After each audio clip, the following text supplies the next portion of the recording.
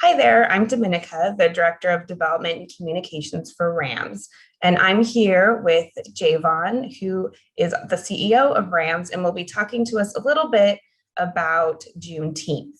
So I'm going to start by asking, what is the history of Juneteenth? Well, I want to start by saying that we have some awesome news this morning as we embark on this year's Juneteenth, and that is that the Senate passed a bill to recognize Juneteenth as a national holiday, and that is so big.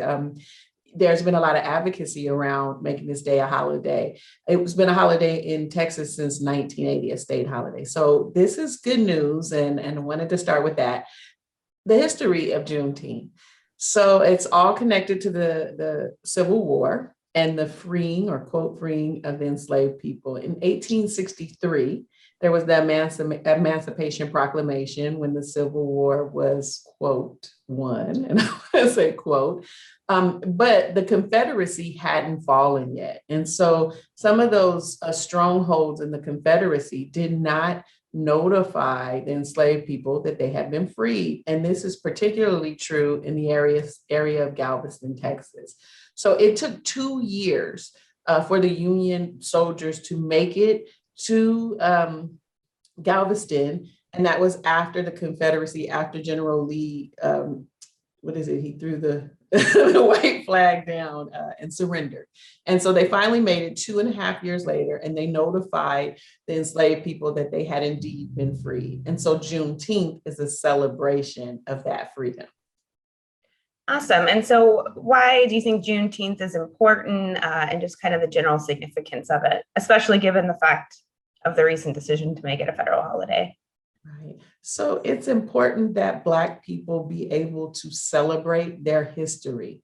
And that's something that we've been denied, that true history. We've been on a narrative of celebrating American history with the exclusion of some important Black events, and Black history is American history.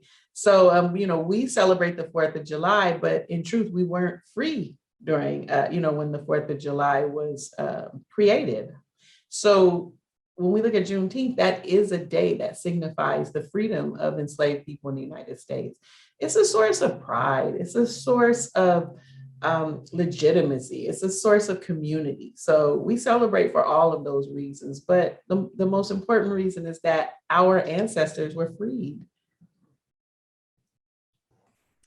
Okay, and then can you let people know kind of what celebrations look like, or how it's celebrated, or kind of your experience celebrating Juneteenth?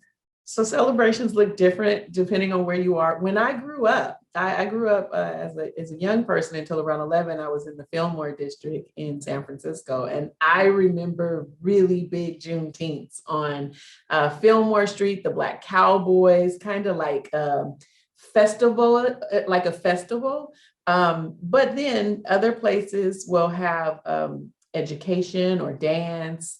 In Lake Charles, we did a 7-day Freedom Fest, and we ended the week on the actual day of Juneteenth with fireworks. And so I think with the holiday becoming a national holiday, we will see more vibrant and more organized celebrations on Juneteenth.